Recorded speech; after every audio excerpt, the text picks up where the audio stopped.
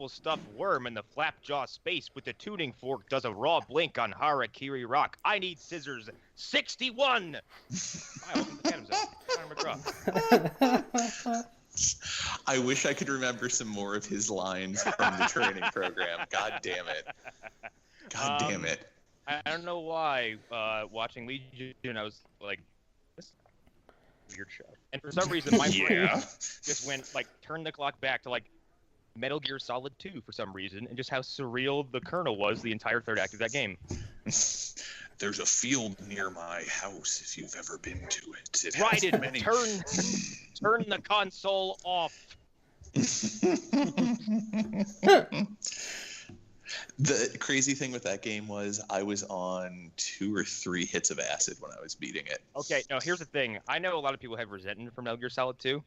I liked it. I think Hideo Kojima is a prophet because, like, there are monologues in that game that completely break down and predict, like, the rise of meme culture and how it affects the actual real world. Now the question is it more prophetic than The Simpsons? No. That's a fair question. No, it's not, because The Simpsons is such a wide-reaching thing at this point. Like, they predicted so many things that you, like, I'm sorry. The fucking Star Wars and Chipmunks frame is the most. I'm like, no, somebody's a time traveler. That's not Trump. funny. Also, like, that's my favorite one, the Trump thing. I was supposed to say you're ignoring the easiest answer. It's the deep state. Right. Well, like, yes, but like predicting Trump would win or something. That's not crazy, but like predicting the escalator and like Trump coming down the escalator to applause. The only thing they didn't predict was the racist things that he said at that time. So yeah, pretty crazy. Legion, guys, this is Legion talk. I do want to say that this first episode is the best thing to explain the multiverse theory and like time traveling and alternate Earths of any show ever. I fucking love this episode so much. And here's the thing. They don't have to explain anything to you because it's very clearly laid out, especially through Meth David. Yeah. Real quick, we didn't do everybody's introductions. Just real Oh, yes. Arlen Haro here, as usual. Yep. Erik Fedorchak. Lou, you're the only other one here. I didn't know Connor introduced himself. So yeah, I'm Lou. I'm the other guy. He introduced himself, then we went off on a tangent. I dropped my name right after my spiel. Yeah. Although I did like how you included me in the post of the last episode. Wait, I'm sorry, what? Oh, I said sometimes Lou in the description. And sometimes Lou. And sometimes Lou. I was happy that my jokes in the chat were making it through. Yeah. It was like having a fucking producer. Like. Yeah, I mean, it's something that maybe we should do more. Yeah, kind of. Yeah. Probably, actually. If I'm free, I can. And there's too many people, I could always do that. Yeah. I was watching the Game Grumps Mario Maker today, and the fact that the guy who designed the levels they were playing was the dude in the booth behind them, like kind of thing, is comedy gold because he just like you can hear them say like he keeps poking his head in and grinning from ear to ear at our suffering. Oh, that sounds a lot like when Dan Reichert and Patrick Klepek had a Mario Maker contest going on. That they would send each other levels and try and beat them. It is some of the most sadistic shit I've ever seen. One of them was called Just Dance. And you, as Mario, you go into a warp tunnel that brings you this little subterranean level. And you hit a button and just, like, invincibility stars keep flying out and coins keep dropping. And then they give you Yoshis and those little bungee platforms. And then it just kind of turns into a dance party. You go to leave, and the warp tunnel drops you into a bunch of bungee things that launch you off a cliff and kill you. It's kind of like this show. Yeah, kind of. Yeah, and then it raises you up just to bring you down. Damn. Yeah. No, that's a pretty good way to put it. So episode 6 is your turn in David's mind.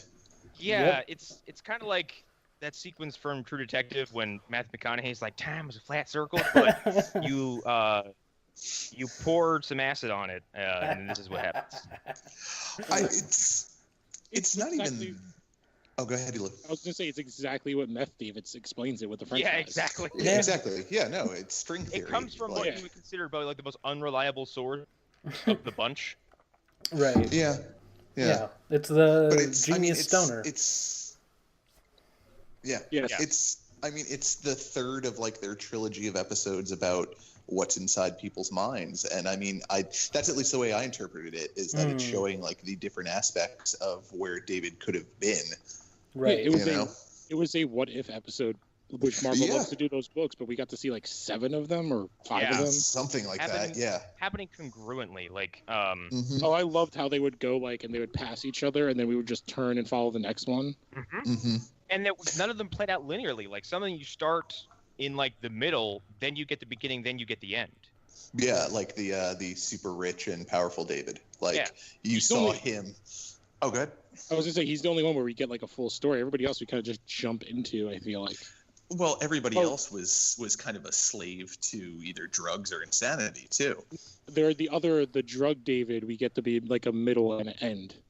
Yeah. Well, I mentioned the chat, but like, and I call it a bleeding effect, not really a reference, because I think it's just the nature of when you're one company doing X-Men properties and 2 of them have this weird connection where like in 2 of David's possible timelines, he is one of the world's most dangerous psychics, who's either A, a senile old man who's barely functionable, and B, doped up all the time, like Xavier is in Logan. Yeah, and I like that he goes bald towards the end of his life also. It's just amplified the fact they're father and son. Yeah. I would say I thought the homeless one was the most one of the most dangerous. Yeah, he was. Because he's just totally off the radar, and like. I think Hunter's just referencing Logan though. That's what he's trying to get at. That's all. It's just weird that like these two items that were certainly created within a vacuum of each other. Like there's no I mean, you can probably have some degrees of connection, but creatively they were done separately. Yeah. That kind of have these same visual themes and kind of elements to them. Yeah. And I mean, you could even argue that it's the homeless one. Yes, was showing like David at his most potentially powerful, but I mean, he is that powerful at all times. Yeah. It's just certain levels of control that are going on. Like there's no governor or there's nothing stopping it. That David is just unleashed, and like homeless David is my favorite. Well, he's your favorite too because of the Clockwork Orange reference. That so is awesome. Okay, I'm the one who I was like, what? They gonna go fucking get some milk afterwards? What is this? Well, I didn't realize until looking this up. The name of the mental institution is Clockworks. Oh damn! Oh my god! That's wow. Interesting. That actually makes a lot of sense. Yeah. The other thing is that I liked about this episode, it's pretty much just the 2 people. It's just him and his sister, and we get to see the different versions of her. Mm-hmm.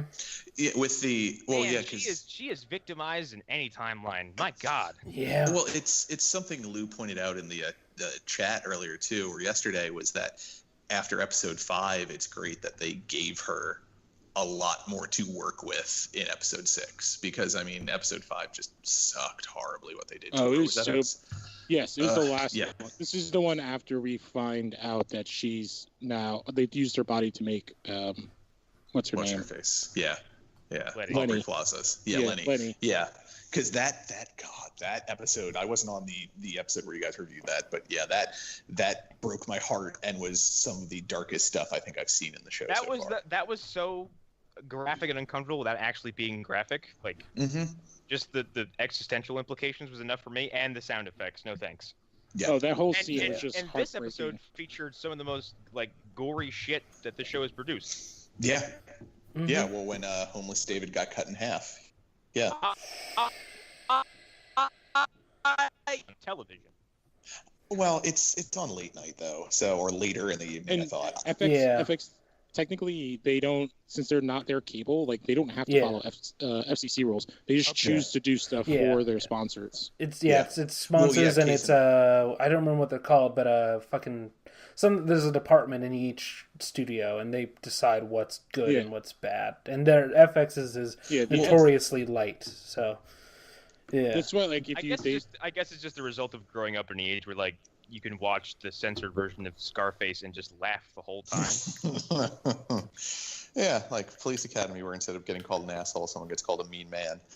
My favorite one ever is... Oh my god, why is that so funny?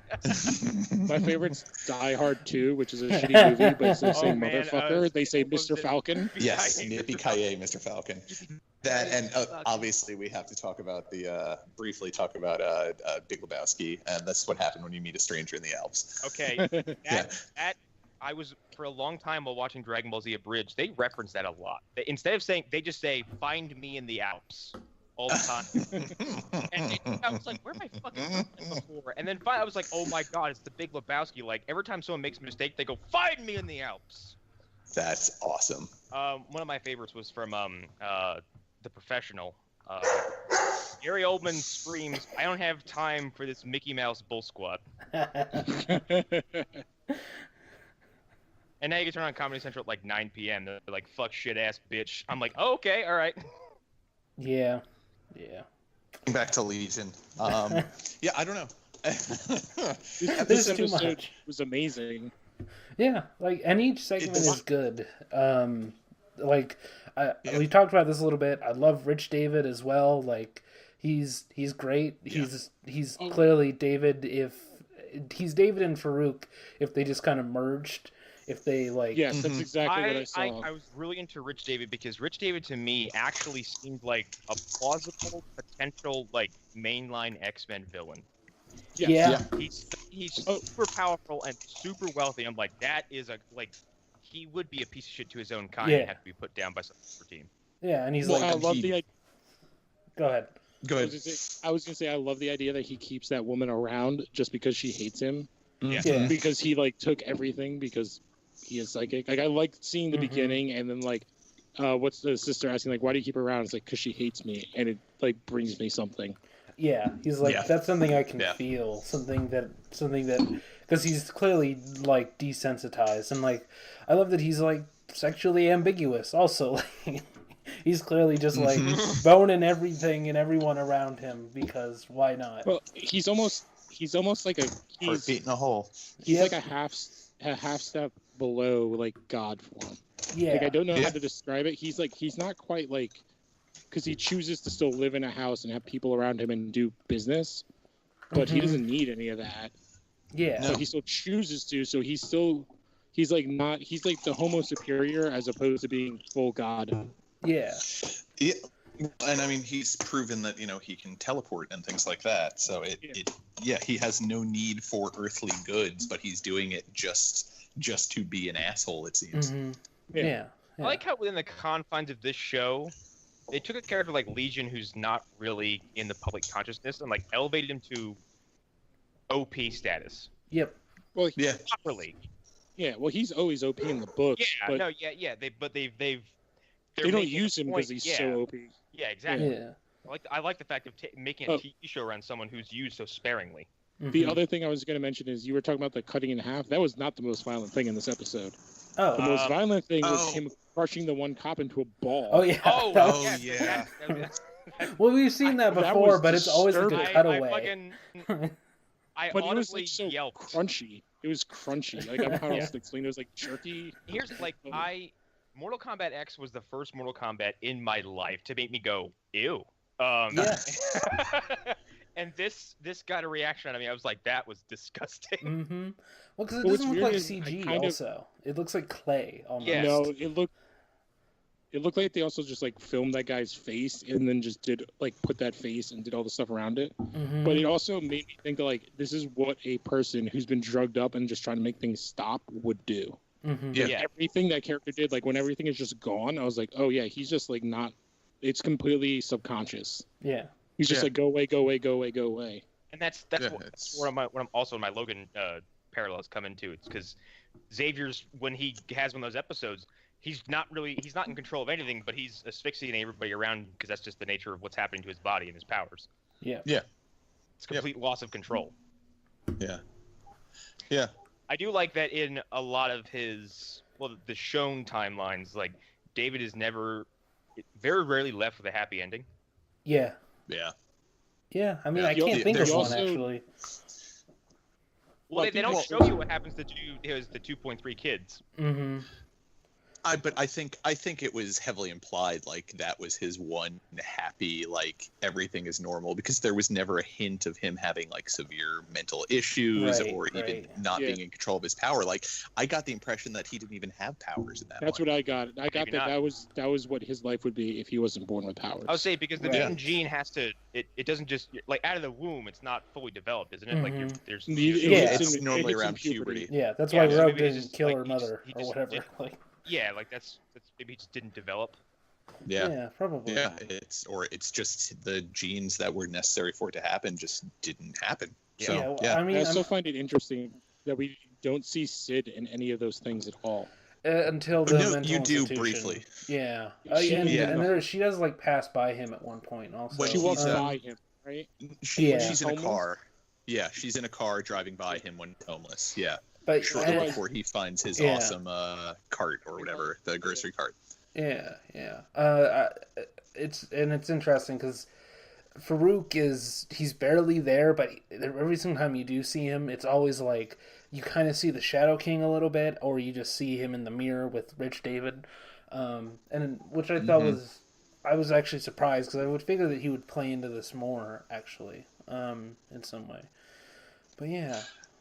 Yeah, no, I mean, I think they needed to do an episode specifically about David because, I mean, yes, ostensibly the show is about him, but we haven't had a singular focus on just him in any of the episodes, even in the first season.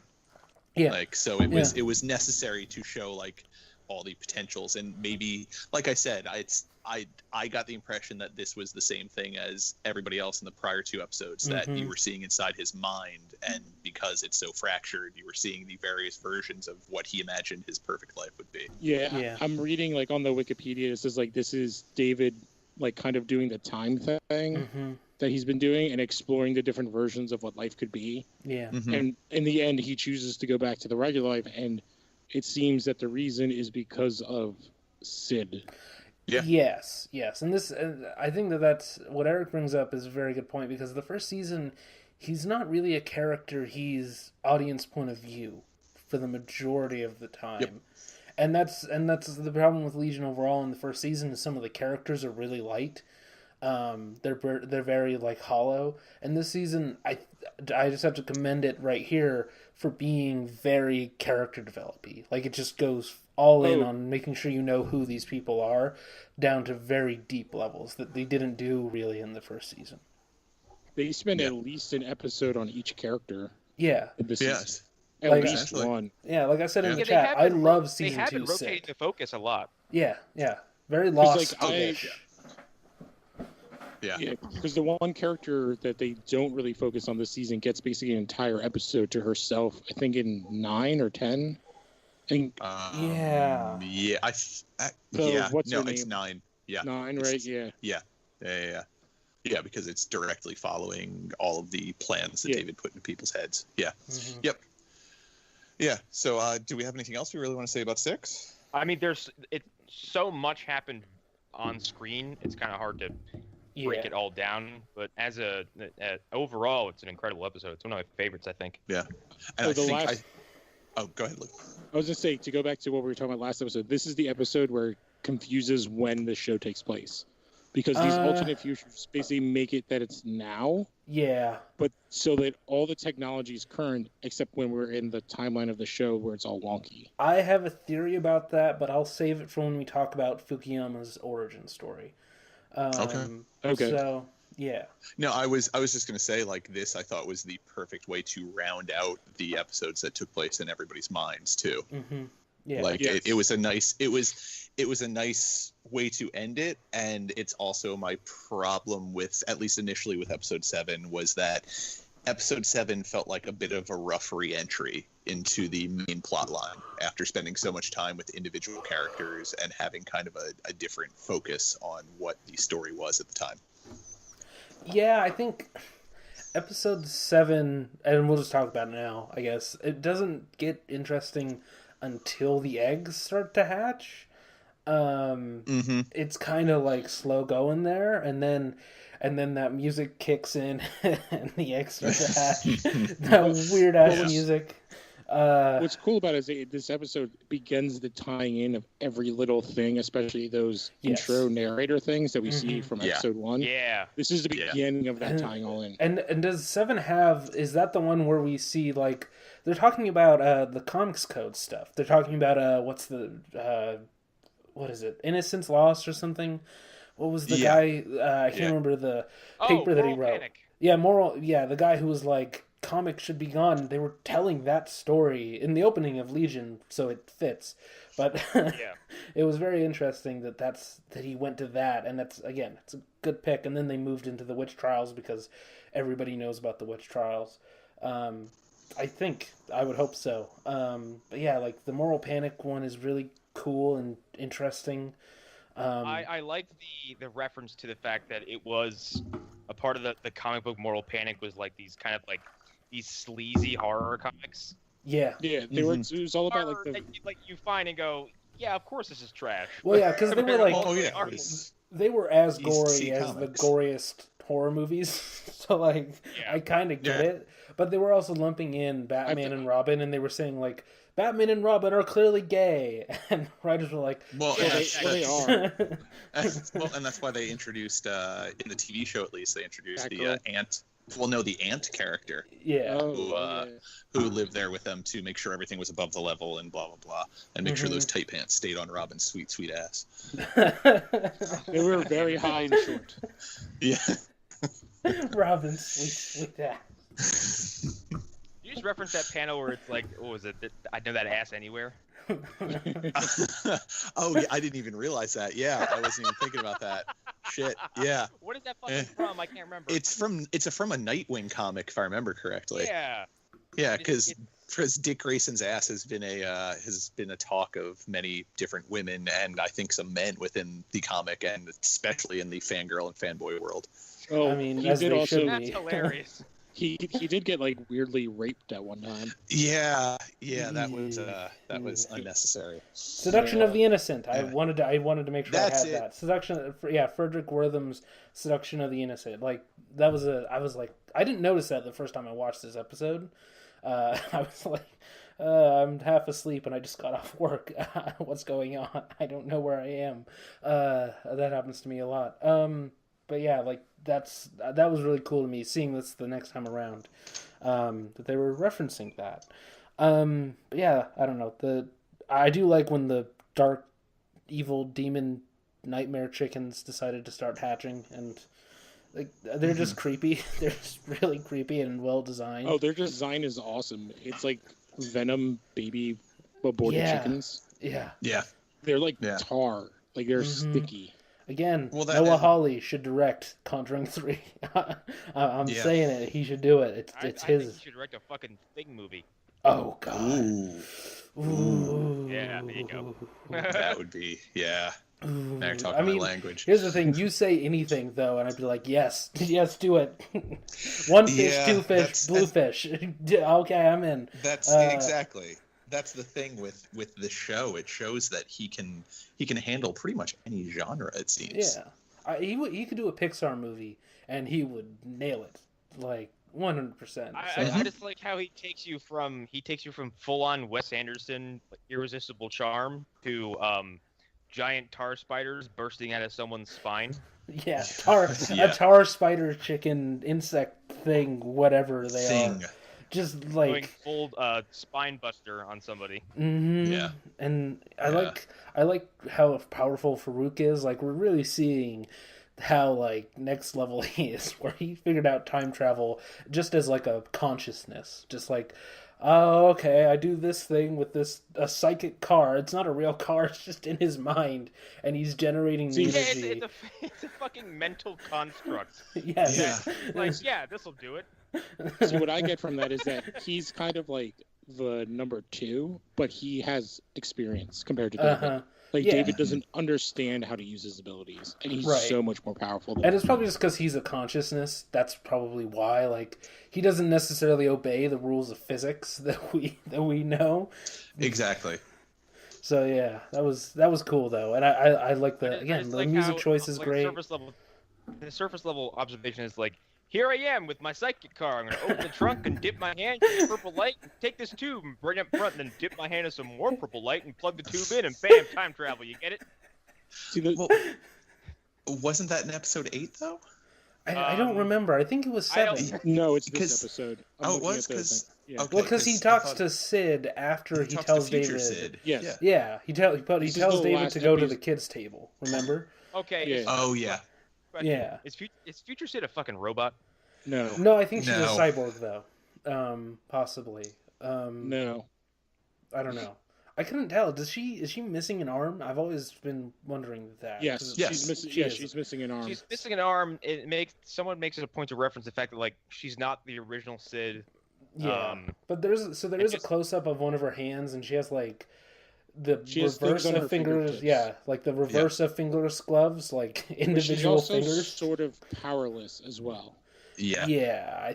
Or has more control over her powers. Yeah, I mean, I guess if you don't have hands and your main ability is switching bodies people by touching them, that makes things inconvenient. If she had a robot body, but her consciousness was somehow planted into that, like her powers wouldn't carry over. There'd be no physics. No. But why would she have one arm? I don't know. Maybe David trapped her in her body. No, see, I think this is Sid, and we also got implied. I can't remember what episode in the past that the thing that was built by Carrie. That stole David. Yeah, because I remember Carrie specifically says like it looks like if I didn't know better, but it looks like something that I designed, and then there's like a spark, and he goes back to being the absent-minded professor. Mm-hmm. Yeah. Interesting. But yeah, that 7, like you said, Arlen, like 7 takes a little bit to get going, and it's not really till all the chickens start hatching that things really pop off in this episode, and that's when it's at its best, because it's a full-on horror / tying directly into the John Hamm narration from earlier in the episode. Yeah. To me, the most interesting parts are Fukuyama's past, and then what happens to Patanomy. What's his name? Mm-hmm. Yeah.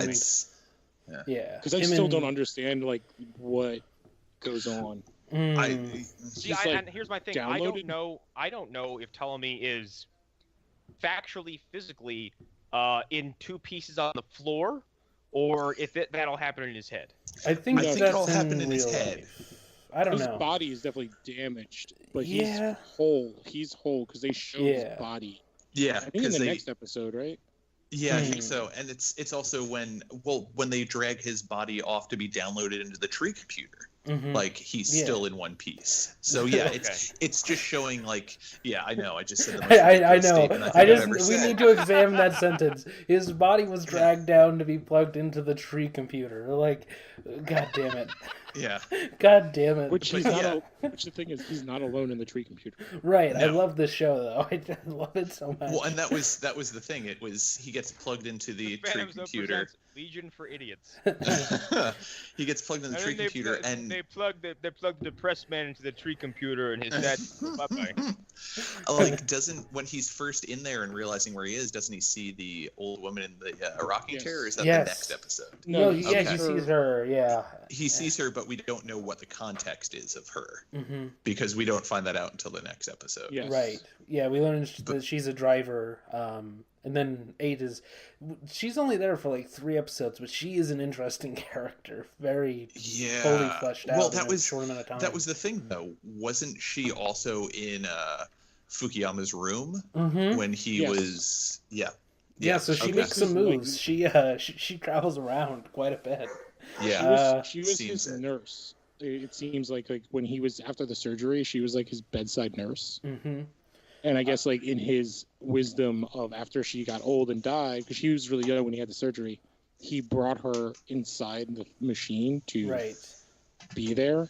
She seems afraid. Like, when we do see her again, she, like, tells him to shh. So then how is she in the homeless shelter? Maybe that's just a copy of her. maybe. I don't know. I think it's or just not homeless construct. shelter. Old people. Yeah. Yeah. Old people and homeless people are the same thing. If you didn't know, in my head. Oh my god! Are you talking about the character, the old black woman that? Yeah, they're the same Jermaine woman, Clement? aren't they? I don't think that's the same character. Oh wow, I'm okay. Then I am just old woman blonde. Racist. I think you just think all old black women look the same. I mean, hey, Well, apparently homeless people and old people are all the same thing. No, that was a joke. And old black people too. I was explaining my The one confusion before, but yeah. Yeah, the one that says like I want the infinite dream or something like that. I thought that they were Yeah. the same woman to me. They Arlen's look like, very look, similar. you're all useless sacks of meat, okay? Right. I don't know anything. I don't know what emotion Look any is. different to me. You are all just sacks of flesh to be fed on by the machines. Yeah. You're all going to end up in the tree computer one day. That is right. And I would like to state again that the mustached androids are the most confusing thing ever because they are they're also like you look at me and you go, is that a fucking fembot from Austin Powers with a mustache? And then you're just being told like, no, take this very seriously. Right. But also like when you don't see their faces, they're in like skin tight leotards and they're like they're very good looking, they're hot. But then they turn around and they have a mustache and a bowl cut. And you're like, and their what is nose. going on? I didn't realize this. Their noses are all prosthetic. Those are all prosthetic. Yeah, noses. no, they're definitely look like 5 different women. Yeah. They look like stereotype Italian plumbers from Brooklyn, but So they they're have Super Mario? like models. It's Pretty me, much, a yeah. fembot. It's me giving you a weird boner. Yeah, but they've got the haircut of the fucking berries and cream dude in the Starburst commercial. Yep. Yeah, I I don't. can't remember which episode it was, but it was like one of the last ones, and like the bunch of them jump out, but you see them from down up, and you just get their asses in like their leotards. And I was like, oh, I didn't never seen them in this way. And then they turn around like, oh, mustaches. Yep. And I Yeah, just think no, that also happened when they were carrying him to the tree computer. Yep. Because like inadvertently the camera angle is that way. Right. They're seemingly designed to confuse both straight and gay people. Yeah. Yeah. Yeah. Because either way, they turn around and someone will go, whoa! It's like a weird, ambiguous face, but then a hot woman body. Yeah, it's one of the weirdest choices I think in this entire season, in the entire series. Definitely. In all honesty, And then in the end, they're just like avatars for Fukuyama, right? Mm-hmm. Yeah. pretty much. Yeah. But there's some weird moments. So like when I can never remember Burnt Face Guy's actual name, so he's just Burnt Face Guy. But when him and Potomi are like sitting down in that restaurant when the lights are off, and you see just one of the bots come and it just stares at them and smiles, like that's one of the creepiest moments I've ever seen. So weird. I can't remember which episode, but Burnface Guy, when he talks to Sid, I don't know if it's this one. Episode 8. Yeah, it's 8. All right, I won't mention it then. No, that's fine. It's You just can bring a it up. Well, no, there's not really much I think else to cover for episode 7. Yeah. Well, in that episode, I thought it was really interesting to him talk about his relationship that he had, was it in college or something, with, because they reveal that he's gay, but they did that before, but they really haven't brought it up again. Yeah, maybe I missed it before, but they bring up that his relationship that like his partner just couldn't handle. Yeah. And I thought it was really interesting. Like their talk does a lot more to explain like Sid's mind, her state of mind in this kind of towards the end of the season. Right. Yeah. Yeah. Well, I mean that entire interaction between them was pretty great. It shows that like Sid is beginning to realize like, I love this man, but I also am kind of scared of him. Yeah. Yeah. Because that's not something they've really dealt with at all. And this is after Sid has already talked to Melanie. Yeah. Okay. Yeah. Yeah. I love I just love how much we're getting into Sid, and like by the time she gets to the point where she parachutes in and she just like okay, what the fuck? It's so good. Like, here's the thing: episode 8 lost me at some point. Like, I didn't have enough breadcrumbs to get back home at some point. I kind of tapped out. It's a weird episode. I'll just let this wash over me and pull from it what I can. I think I went to go get get more coffee. I was gone for like a minute, And I came back and I was like, well, okay, all right. I've lost the plot of the novel. So that episode it's setting up that David is like, he's like positioning chess pieces, and it continues into episode 9, which is part of why it's confusing. Mm-hmm. Episode 8 and episode 9 really should be together. There's a reason for that. But the other thing this does is it also starts the beginning of David kind of smudging the truth with Sid, especially when it comes to future Sid. Yeah. And they have and future Sid have a falling out or whatever. When after she parachutes in, something I have to say, I made a connection in my head or a comparison when she walks up and kind of reveals like, hey, you've been fucking lying to me, and she kind of hits him a couple times, but then she's immediately like, all right, let's fix this. Yeah, let's walk across this endless desert. Yeah, like we're in this together. Like, and then they find themselves in a tent with another version of them that has died. I went back and I was like, wow, imagine that. A hero's significant other who isn't a shrill, unearned, bossy, wannabe leader. Right. She has problems with him, but she has legitimate problems. She has legitimate reasons. Dude, I have to say, I have to put this up. This dude on YouTube who I drop in every once in a while because he does like CW TV updates. Now, whenever he does like a Flash update, he shows an insipid clip of Iris and just goes right into his fucking show. Well, the other part of the show that this episode was awesome is we get to see. I think this has a lot more Jermaine Clement and Farouk talking while they're being rode around by a rickshaw by somebody. That was something else where I was like, all right, why is that happening? Because it looks awesome. It does look awesome. It does. But that was something that Jermaine, whatever what's his character's name? Shit. Oliver. Yeah, Oliver. Oliver says to him, like, I'm going to kill you. And he's like, and Farouk's like, oh, may I ask how? And he's like, oh, no, it's a surprise. Like, well, he asks for the hint and he says 1 + 1. What does 1 + 1 equal? And Farouk says 2. And he goes, no. Yeah. And Farouk just starts like laughing. He's like, I like you. You're interesting. Mm-hmm. Yeah. Having seen the last 2 episodes, unless I'm missing something, it doesn't pan out unless it's going to be for later.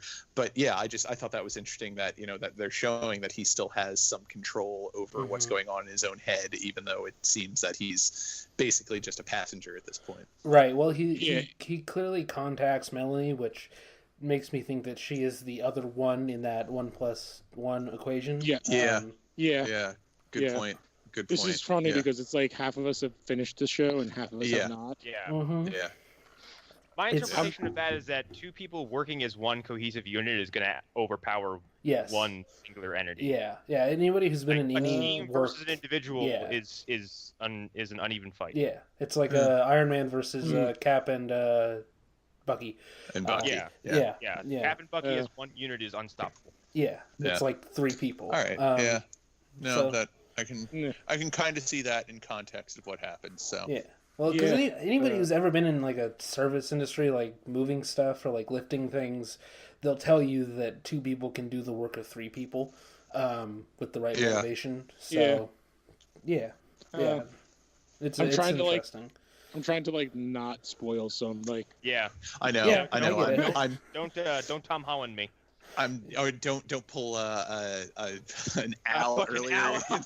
God fucking damn it! Oh, Lou. Okay, you were in the main line chat. This was priceless. Just on a quick tangent. I'm about to spoil an 8-year-old game, Red Dead Redemption. So we're talking about taking Arlen's playing it. See, for the first time, right? Oh, did somebody tell him that the guy dies? Alan just don't say anything else though. He goes, he feels. He refuses to finish it because he's like, I refuse to finish it because I don't want to watch John Marston die. Drops it right in the chat as we're vaguely dancing around. Hey, Arlen, where do you think the story's gonna go in Red Dead? Exactly. Or we're talking about cool elements in it, like this guy that might be blood or death, we don't know who. Yeah, but things that don't ruin the storyline. I thought everybody would have played it. I guess kind of get how you could spoil it because the game is 8 years old. 8 years old. Yeah, and I didn't know it. Never played it before. I've never played it. Did you play it? Yeah, I knew it. I knew of the spoiler. I never played it because when I did play games a lot, I only played shooters, like real like shooters, not Grand Theft Auto type stuff or Red Dead. So Red Dead was just one that I didn't get around to. So I started playing it last night. That just reminds me that there's weird stuff in Red Dead because I can't remember what he is in the game, but he works at Rockstar. It's Rockstar, right? Yeah. Yeah. He is, however you feel, was like he used to be a producer for Opie and Anthony, and there's a bunch of characters in the game that are either voiced by. I know one is voiced by the guy you buy guns from is Anthony from Opie and Anthony, and then a lot of characters are named after comedians that were on the show. Oh, that makes a lot of sense. So who's the lazy eye? Arlen, the comedian. Oh. The comedian who's married to Rich Ross, and they did a movie a couple years ago called Women Aren't Funny, and she's a comedian. Oh, shit. Yeah, Bonnie's great. That actually makes a lot of sense. Things in that game. My favorite character still is the version of the store owner in Undead Nightmare who blamed the zombie outbreak on immigrants. Jesus Christ! And I'm like, this game's 8 years old, and look where we are now. Yep. Yeah. This has been a video game minute. Yeah, exactly. Yeah. But yeah, I mean, what else in 8 is really of any profound note that we're forgetting about? I mean, it's a lot of setup except for what happens to autonomy. It's a lot of setup for 9, so I'm confusing what is in 9 and what is in 8. So in 8 is when David and Ptonomy end up going into the computer tree, and David sees the Migo monk in there and goes into his mind to find out where the body is. Yeah, because Ptonomy takes over one of the fembots. Yeah.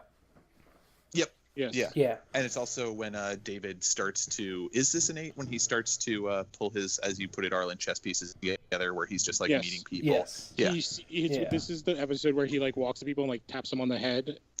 And then walks away. He has a diorama also, and you're seeing images that I assume will, because you two have seen the last few, you probably know how all these pieces fit together. But you see little cutaways to things that are clearly going to be important, like a giant tuning fork, and he has little Settlers of Catan flags or whatever. Hold on. You're telling me that I subconsciously chose to use that Metal Gear Solid 2 quote that included a tuning fork. And this show featured a giant tuning fork. It did for just a second. Is really important. It's hugely important. But he's setting up all these characters. It's so great. Yeah, he's setting up a board like you see in Game of Thrones when they're planning a battle, but it's even more specific. It's he's doing a D&D campaign and planning it all out ahead, and you're seeing clips. You're seeing the information that he gives to everybody, because I think it's in the next episode we start seeing people starting to do this stuff and being why the fuck do I know this and what am I doing?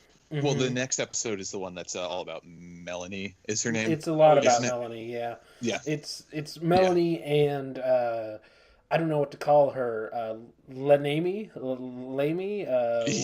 Yeah, exactly. It's Lenny, but I'm gonna not spoil, but it's definitely... I mean, it's hinted at in episode 8 that they're kind of one person now. They're not quite two people. I'm gonna try to not spoil, but nah, she's Lenny. Yeah. I know, but they're bleeding into each other a little bit. So they are in they are in that episode, but that's it. Yeah. But that's the thing that's still the weirdest for me is seeing Aubrey Plaza with blue eyes. Mm-hmm. It bugs me out when I see her. It weirdly every time makes her look. It makes her look weird and somehow less attractive to me. I don't know. Yeah, it's off-putting, and I think it's because it doesn't match it's so many things. It doesn't match her natural features in such a hard way. It almost makes her look dead. Well, they aren't they aren't natural blue eyes. They're the walkers from Game of Thrones. Yeah, exactly. There's something undead about it. Mm-hmm. Yeah. Yeah. But I also think they do a thing where as they go forward, they make her look more because she's kind of unhinged in many ways. So she doesn't. She's always doing stuff with her face that's kooky. Yeah. Mm-hmm. Yeah. Hard to talk really in depth about these. They're so fucking out there. Yeah. And it's the same thing we've talked about before, that when it's really good, it's really hard to not just be like, hey, that was great. That was also great. That was great. I mean, I guess we can also go a lot into of setup for those last episodes. Yeah. I guess we can talk about like instead of like, I like that he tells the nightmare chicken, like, if you just tell me what you're doing, I'll let you go. And then the chicken like tries to attack him, and he just like takes its power away, I guess. Is that what that was? I don't know how to describe it. Well, but he's proving that he's mentally stronger than this idea, this panic that was implanted in everybody by Farouk. Which, I mean, it goes back to what Lou was saying, is that like David is more powerful than Farouk, but Farouk just knows how to use his powers in a more realistic or more widespread way. Yeah. Oh, episode 8 has the cave, doesn't it? It has John Hamm talking about the cave. That's something we can talk about for a little bit. It's about Plato's the shadows. Yeah. For everybody in culture listening to this, The Matrix. Just the whole idea that, if you grew up seeing one thing and then when you find out that that's not actually what reality is, like reality would seem fake to you. And that's a bigger metaphor for what's going on in David's head in some ways too. And that's how you get, that the earth is round when it's actually flat. Exactly, because some of my favorite hip hop artists talk about that. So yeah, hip hop artists, like athletes. Yeah, If I can see the horizon, why isn't? Australia doesn't exist, guys. It doesn't. Yeah, it's not real. One of my favorite pro wrestlers is unfortunately possibly a flat earther. No, stop it! Which one? AJ Styles. Oh, didn't he used to date Amy Schumer? Did he? Wasn't there who has long blonde hair? No, Dolph Ziggler. Oh, that's who used to. I'm sorry, Dolph Ziggler's a chode. I don't know why, but I hate Dolph Ziggler. I love that word. Like it's such a great term to call it. Dolph Ziggler is like such and the Dolph definition Ziggler has is just God-given talent and is such a fucking disappointment. Well, in the grander scheme of things, I can understand why more wrestlers would be flat earthers, just because you take so many bumps on the head after a while. Things that might not be very realistic would seem like, that makes sense. CTE and brain damage explains a lot of Connor's opinions. Yeah, exactly. Hey, what? Lack of an education. I've only been concussed once or twice, thank you. One of those times you told me was by a dildo. Hey! Lou, I did not tell that story in the air yet, did I? No. You told it to me, and I made a joke about CTE, and whoever was supposed to be recording was not recording. Oh, I think I owe people a story now. It's not going to happen now, right? So. No, just save it for another episode. Yeah. Oh, God. It's a tease. Make this a running bit of a story that you're gonna tell, but you never tell. That's how you do it. They have no reference. Keep embellishing on it until it's eventually untellable, because people will think it's the most amazing thing. Until the truth is so mundane, everyone just feels like, Everyone just lets it slide, like, it's nowhere near as extreme as I'd imagine it to be. Yeah. And then all 15 subscribers unsubscribe. Except for the Nazis, because they're dead. So they can't. Yeah, their subscriptions are eternal. Exactly. We have to keep doing it. We still have 20 people in Topeka listening. God damn it. I don't know what else to say about Legion. I don't think there's really much else to say. Other than I'm excited. Like I'm saving the last two for before we would review them, because I want to give fresh takes right after seeing them. So I will say that I'm only kind of probably scratching the surface of where I think this is going, but it's just super. All I have is I think David is being built up to do something really bad. Mm-hmm. I would actually like to know there's what you guys think. Around. Yeah, actually, this would be a good time, being that Lou and I have seen it. Why don't you guys share with us what you think is going to happen? Well, I'm not going to say anything positive or negative. Yeah. So you got 3 episodes. What do you think they're gonna close this out with? Okay, Connor, you go first. There you go. David is probably intentionally or unintentionally going to possibly maybe cause an apocalyptic event. That sounds right. I have seen episode 9, so I know what's going on in there. But the last two, I think David is gonna. I think that Farouk is setting up things to lead to David turning heel, and that he's gonna use David's plan, whatever it is, against him in some way, and that we're gonna end with some sort of cliffhanger of, is David evil or is he not? So that's about as far as I can predict, really. With the show, anything could happen. It's like to win the war, you have to lose the battle, like because something along those lines. Where David is the hero of the story who may actually end up doing something terrible, so somebody might have to knock him down. Yeah, a Pyrrhic victory. You win the battle, but you lose the war. Yeah. Yeah, that's the term you're looking for, but that is not a comment on what actually happens in the last 2 episodes. Yeah, it's pure. It's gun to my head speculation. No, that's fine. It's just it's interesting to hear because it's, most of the time we're all on the same page with where we're at. But I mean, I could not resist watching the last 2 episodes because I had the time.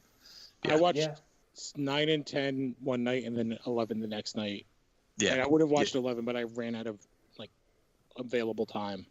Yeah, my wife and I watched 9 and 10, and we were going to start watching 11, but our internet decided to be garbage, so we had to wait. But yeah, it's I had to write an essay on salt, so fuck you. Wait, the movie or the the substance salt. Is this for chemistry or what's up? An 8-page research paper on salt. Is this a snide way of telling us about that Jurassic World review that I shared on my Facebook? No, this is true. This is what was going through my head at the time I wrote that. Hey, Arlen, calm down. You sound a little salty about it. Damn you! I do know that you can consume so much salt that you actually die. You can. It's not that much. It's like a pound or something like that. You can also drink enough water to kill you. This is one of the first things that was mined that ever. Woman who hold your Wii for a Wii. Yeah, that was a few years ago, or more than a few years ago. But she ended up dying from water poisoning because the radio station was just like, oh yeah, hold on to as much as you can, and apparently she did. Yeah, they actually kill you the same way because one they're both ways you mess up your electrolytes. So one you're desalinating your body, and the other one you're over-salinating your body. Oh, okay. That makes sense. That dad joke, since we're pivoting off, we're kind of on an off-topic area. That dad joke reminded me. I just saw a video of the voice actor who does Kratos for God of War. No. Just reciting dad jokes with 100% sincerity. Is he doing the voice and ending it with boy? He's like boy. I used to not like dads. They seem always up to something. Back in my day, boy. He's like, I don't like facial hair, but then it grew on me. Oh, God damn it! So all right. I think we can wrap, actually. Yeah, that's fine. I'm good with that. Yeah. Tight little episode. Oh, by the way, Cloak and Dagger's not the worst thing ever. There. Yeah, you guys forgot to address that. Yeah, I just need Hunter to say it, and then I will be complete. Yeah, it happened. It's actually, watchable. might as well take this chance to kind of give a statement on it. Sure. I watched the first. Who here's watched the first 2 episodes? Lou. I have. Not me. You don't need to. You're fine. Because I'll say this right now. I don't want to review it at all. I don't want to review it any further. I'm not going to watch it. Review it. I don't want to review it week to week. It wouldn't hold my attention. I also no way. The longer I watch it, I want to just fucking kick Dagger out the same window we kicked Gotham out of.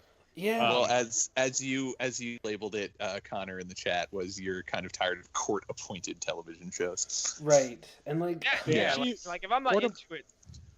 Yeah. What was that, Lou? I was gonna say court-appointed television actually ruins my enthusiasm to watch any TV. Yeah. Exactly. That's why this is why the CW barrage of this year has been so draining, because I have to tune into this even though I know this season has just been a shit show. Is Supergirl still going? I don't know. We don't know. It could. Supergirl could not exist as far as we know. It really could. I actually forgot that it exists, and then I'm like, oh yeah, I do the show. I'm like, oh yeah, CW, Supergirl's a thing. Yeah. Is that season over? I'm keeping up on Flash News because I'm trying to see how season 5 is going to develop. Well, yeah, I shared the story that what's his name is going to be back as a season regular. Yeah, that is Ralph. like glimmer of hope. Right that's there. news I've heard. Oh, he's going to be in the crossover, which is also something that I'm happy about. So he's going to win because I was going to say. Right. yeah. Is Ralph the enemy because he's God? He's just going to turn everybody's powers off. Yes. He's just going to hack the world. Yeah. And it's going to be Lawnmower Man 2. God damn it. Cloak and Dagger. Real quick. I don't like forced white suffering is not good.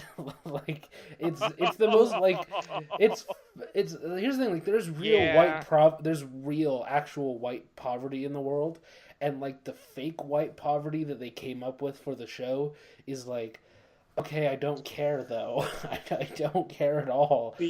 I see it as more. Here's why I don't like Cloak. Not Cloak. I'm sorry. Everything around Cloak is awesome. Dagger's suffering is entirely self-imposed. Yeah. She's a fucking brat. Yep. Well, here's the thing. It's not. I don't see it as like a white thing. I see it as a people don't know how to write young women thing. Yeah, I agree. I agree. I just think it's like because they like the only time that she has like a thing where you're like, oh man, is when someone tries to rape her. Yeah. Literally. And also, you're like, oh shit, that's fucked. Even as a the child, actress isn't like good. Following into typical comic book tropes. Okay. Yeah. And then like, even that flashback seems a child when they wake up on the beach, and she just wakes up, steals that kid's hoodie who just saved her, and fucking runs off. I'm like, you're a rotten seed. Look at you. Yeah.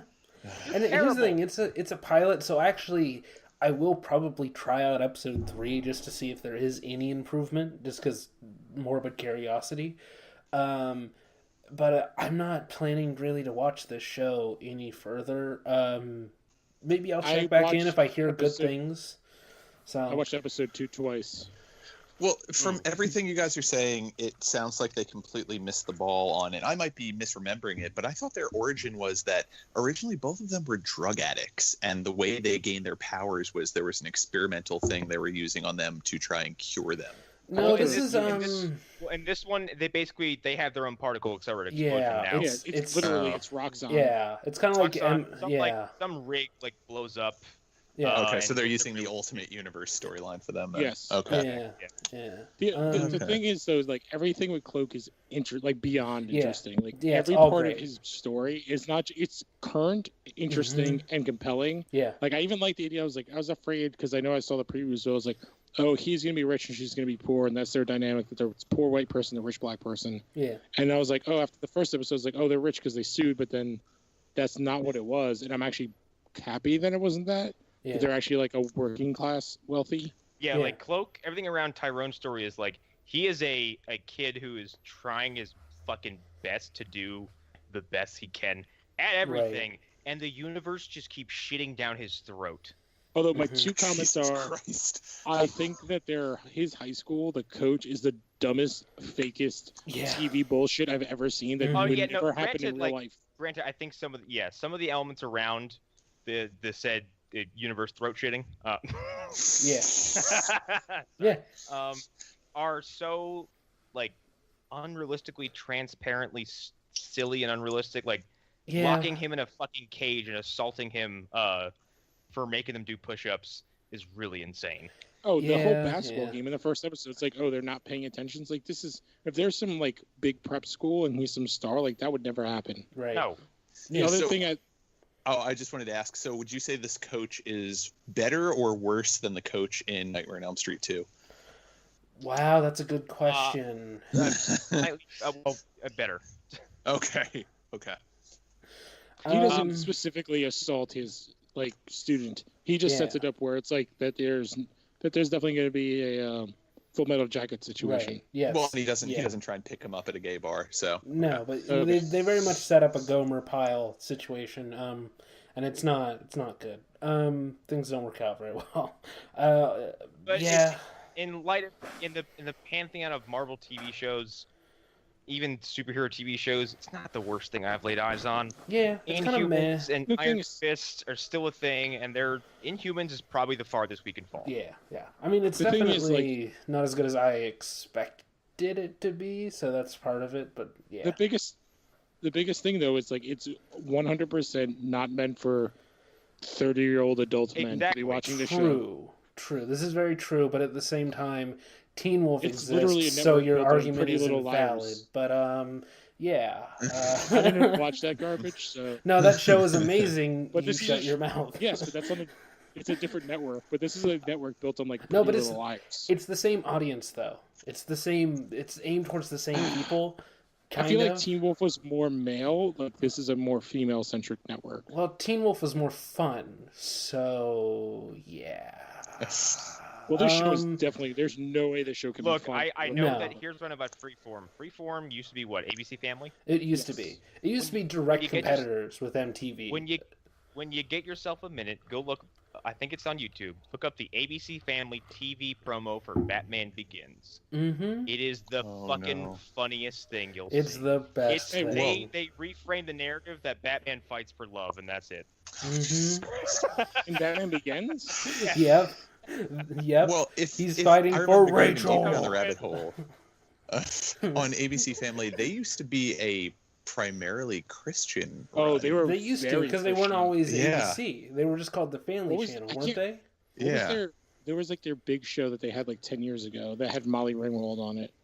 Oh no, that was still on. It was like a fucking. Somebody got pregnant. Her daughter gets pregnant. Of course it did, because that's the absolute worst thing that could happen. My high school drama or something, or my teenage. A lot of their shows were playing on nostalgia, so like the fact that it was Molly Ringwald as an adult really spoke to a very specific audience. Was Mike Pence the CEO of this show? Oh, well, that's completely changed because the one show my wife watched, she watched 2 shows on this network, and the plot lines involved. So it's a foster family. The parents are 2 gay mothers. One is black, one is white. All right, never mind. Yeah, but they were both stars in earlier decades in the same way that Molly Ringwald was. Not the same. Yeah, no, scope, obviously. The one mom was in the Meet the Fockers thing. She was Ben Stiller's significant other, wife, girlfriend, whatever. Mm-hmm. Yeah. But everybody else is like a nobody, except they had like a Disney star on for one season, but then they recast him. Yeah, but like you said, everybody was a nobody. Yeah, well, it's a lot. It is a lot of people like. There's a lot of shows that I think that show is produced by Jennifer Lopez and Rosie O'Donnell. There's a lot of.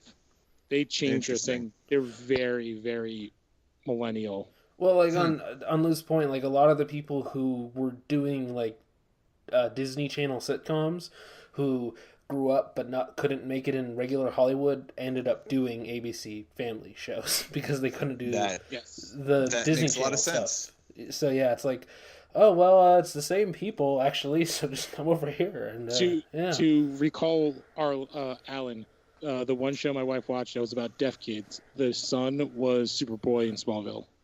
Oh shit. Oh, you would mention this, yeah. I remember you talking about this. And I remember that's when Alan perked up. Yeah, he dated a girl that left him, and they had a child with Down syndrome. Oh, okay. Cool. Anyways, Cloak and Dagger, it's fine. It exists. That's my overall review.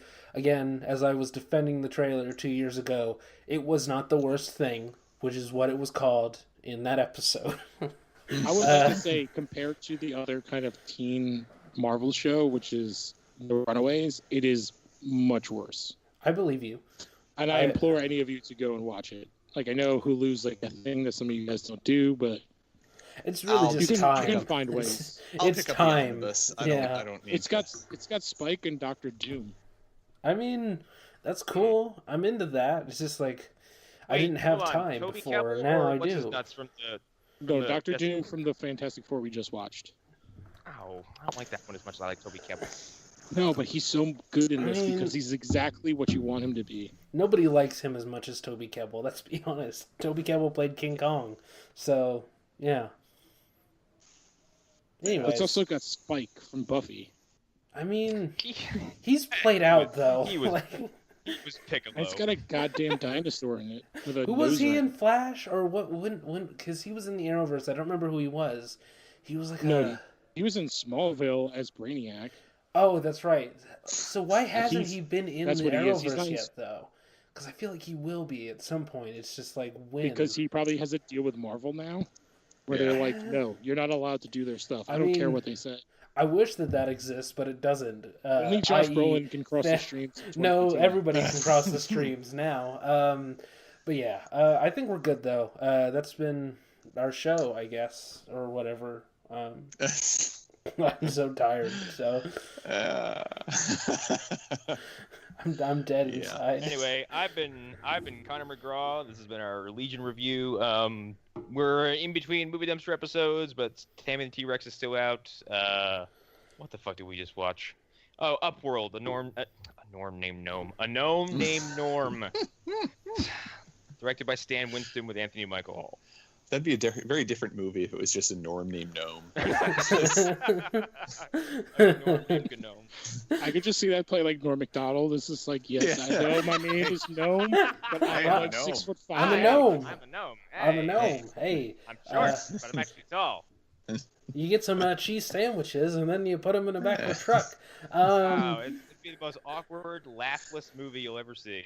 Somehow he would work in a joke about Michael Jackson being a pedophile. Norm Macdonald is the only person on Earth who I think is too funny for human beings to fully comprehend. This is true. I think they only gave what? They only gave him like one movie where he was a star in it, which was Dirty Work. Dirty Work, yeah. Is it Dave Chappelle in that? No, it's Artie Lang is in it with him. It's Artie Lang, and is DeVito in it? No, I can't remember. In it, there's there's a bunch of weird characters in that. Yeah. Anyways, Don Rickles. Yeah. Anyways, go ahead, Arlen. You're up. AA Horror on all the places. Ryan De Palma episode coming out this Friday. Things we did not like in movies that we usually like came out on this Friday. For those who are asking, is Phantom Zone gonna do an Incredibles 2 review? Most likely. It's just when all of us can see it, and it's not as high on our list of priority as Infinity War or Deadpool was even. So once we have enough people, and I feel confident enough to host, that's when we will do that, unless Connor sees it sometime soon. So that's when that will happen, if it happens. I'm going to try to see it this week. I need to see that in Hereditary soon. So. Yeah, I would say, honestly, full disclosure, Hereditary is higher on my priority list. I hate what to about say Solo? I said that with a laugh if you couldn't hear it. I heard it, and I got it. How dare you? Also, Dirty Work starring Jack Warden, Norm Macdonald, Artie Lang, Don Rickles, Chevy Chase. Oh, yeah, I forgot he was in it. Yeah, and a whole bunch of dead hookers. They're all in the trunks of the cars. I don't know why I thought Dave Chappelle was in this. I thought there was like a random You might be thinking of How High, or not How High. Also, How High was Redman and Method Man. Never mind. You're thinking about what's it with Jim Brewer? Yeah. Any early 90s movie, number 5. If you could flip a coin, and any early 90s movie will have Dave Chappelle in there at some point, like before he became big. Yeah. So. Yeah, he was the hooker bit his nose off. Yeah. Oh my God! I'm looking at the cameos. They're ridiculous. Yeah. Eric, your plug. John Rickles, Rebecca Romaine, John Goodman, Adam Sandler, Gary Oldman. Damn. Yeah. No, it's actually really funny. You should go back and check it out if you haven't seen it in a while. I've only heard good things about this, so yeah. I'm Erik Fedorchuk.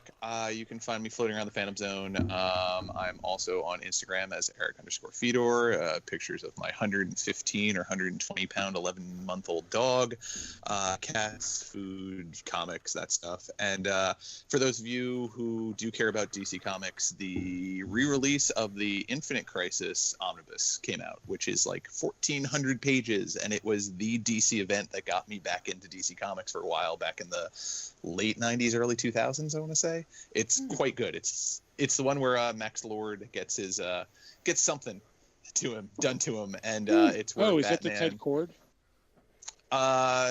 It might be. Max Lord Ted Cord thing. Well, it's where Max Lord is controlling Superman for a bit.